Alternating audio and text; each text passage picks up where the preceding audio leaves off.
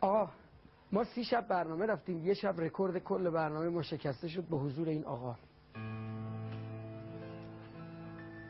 با حضور این آقا داستان رو یه خطی یه دقیقه‌ای میگم چون خودش بگه طولانی میشه. قربونتون برم آقا جلالی. سلمان وهابی بوده، بعد مولوی وهابی بوده، یعنی دیگه خودتون در نظر بگیرید. تا حالا چند نفر رو از اهل تسنن وهابی کرده بود؟ یه سلام بکن. بسم الله الرحمن الرحیم. سلام علیکم و رحمت الله. نزدیک 500 نفر تا 1000 نفر. 500 نفر تا 1000 نفر رو وهابی کرده. وهابی که قتل شیعه رو جایز، شیعه رو هم جایز میده، هم ناموس شیعه رو هم مال شیعه رو، هم ناموس هم ما. خیلی حرفه ها. ببینید وهابی ها کجای کارن. چند تا شیعه بکشی میری بهشت؟ اصلا خدمت شما که 7 تا شیعه، 7 تا شیعه رو بکشن. یعنی ببینید چجوری ذهنشون رو شستشو میدن که آقا 7 تا شیعه بکش بدون سوال و جواب، برو در جوار پیغمبر تو بهشت.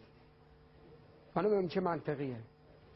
این آقا وهابی بوده. حالا گوش کنید داستان رو من یه خطی بگم چون حرفم با سلمان امروز یه چیز دیگه ایه. داستان زندگیش رو یه بار گفتیم و مدال طلا هم بهت دادن دیگه، قهرمان شدی. ابی پر بیننده ترین برنامه شما بود. سلمان وهابی بوده، رو مخ یه بچه شیعه کار میکنه که بلکه اینم سنی و وهابی کنه. خب جالبه، میگه حدود 60 تا کتاب به بچه شیعه دادم، هیچ تأثیری توش اتفاق نیفتاد. یه روزی بچه شیعه اومد به من گفت تو 60 تا کتاب به ما دادی، ما یه خواسته از تو داریم. گفتم چیه؟ گفت ما یه مجلسی برای حسین داریم، یه شب پاشو بیا تو مجلس ما. میگه محرم شروع شد، من یک روز هی بهانه آوردم، مراسم عقب انداختم تا شد شب عاشورا، دیدم دیگه نمیشه، دیگه قول بهش دادم. میگفت با هم رفتیم تو مجلس امام حسین. میگفت من نشستم، حالا به اون هیبت به حال یه مولوی وهابی که یه عمامه‌های خاصی دارن. میگفت نشستم، تسبیح هم دستم بود، استغفار میکردم که خدایا منو ببخش اومدم تو این مجلس. دیدم سخنران داره میگه مردم کدوماتون میتونید بابت دین و خدا از جانتون که هیچ از ناموستون بگذارید، خواهرتون تو این راه سیدی بکنه، بچه 3 سالتون کشته بشه. بعد دیدم داره میگه حسین این کار رو کرد. میگه من تو ذهن خودم گفتم عجب، این حسین ابن علی عجب آدمی بوده.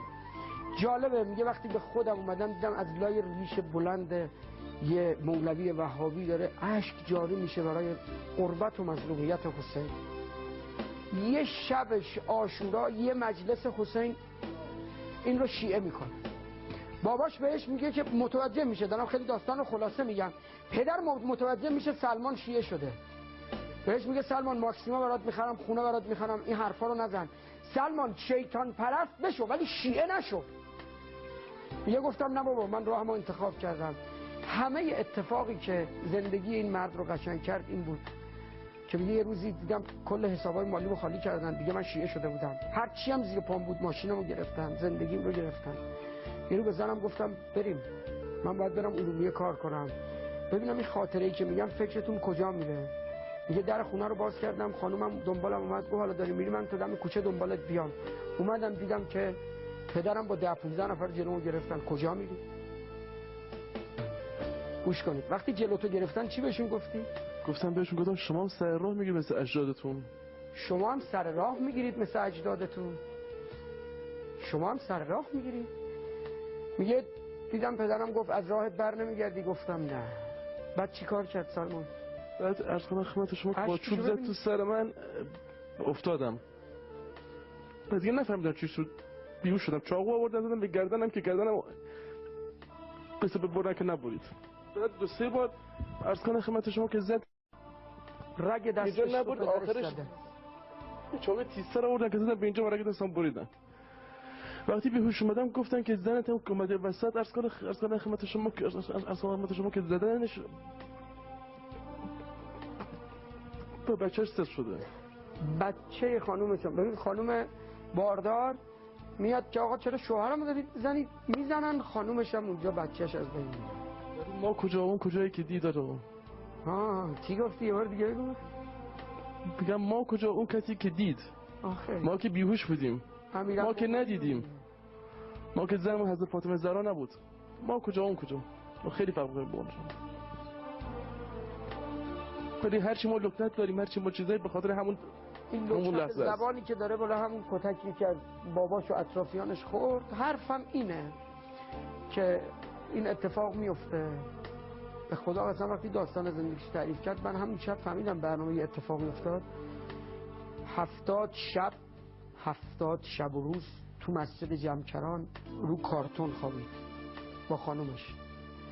حرف جالب زندگیش اینه، خانومش وقتی میره دکتر میگن بابت اون ضربه‌ای که به این خانوم خورده دیگه این خانوم بچه دار نمیشه. خب میگه یه روزی دست به دامن حضرت زهرا شدم خیلی گریه کردم که خانوم همه این بدبختی‌های ما سر ولایت شوهر شما بود، ما بچه میخوایم. بعد دیدم که آثار وضع هم هست. 15 روز، درسته 15 روز به زایمان میگن یه عکس سه‌بعدی از رحم میگیرن میبرن پیش خانم دکتر نگاه میکنه میگه این بچه 700 گرمه، به دنیا هم بیاد مرده به دنیا میاد. میگه شب اومدیم خونه خانومم قرص خواب خورد رفت خوابید، منم نشستم به قربت علی گریه کردم. بعد دیدم که خانومم یه لحظه دوید بیرون. گفتم چی شده؟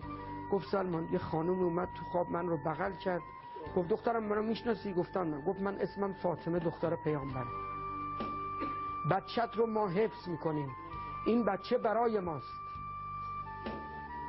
وقتی بچه به دنیا آمد چند کیلو؟ وقتی به دنیا آمد از کنار خدمت شما 2 کیلو 800 گرم بود. 2 کیلو 800 گرم. 15 روز به زایمان 700 گرم. موقع به دنیا آمدن 2 کیلو 700 گرم. انقدر این بچه زیباست. به اسمش هم فاطمه گذاشتیم به خاطر همون روایتی که داره که اگه اسمش فاطمه گذاشتید یه وقت عرض کنم خدمت شما که نه بزنید نه داد بزنید سرش. فقط یه فاطمه بود خیلی داد زدن سرش، خیلی زدنش. یه جا شما یه جا به فاطمه تون هیچی نگید. اینه و به حق اون اشکایی که به صورتت هست برای شیعه مرتضی علی دعا کن، چون تو فرق میکنی با ما.